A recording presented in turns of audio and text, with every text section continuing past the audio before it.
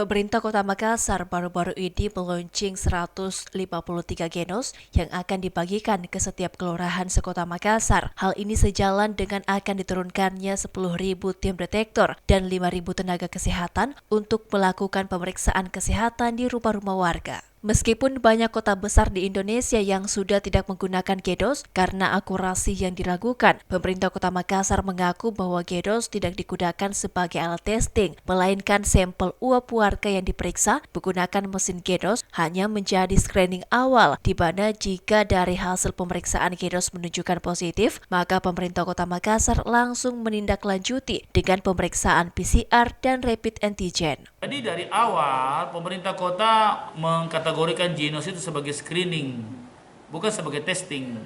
Kalau kemarin kan di bandara-bandara itu sebagai testing. Kami tidak, kami memang membeli genos untuk screening. Misalnya dia datang, detektor datang. Kalau ada orang tidak panas, tidak ada gejala, dia di screening saja. Tapi kalau sudah panas, tidak pakai genos lagi.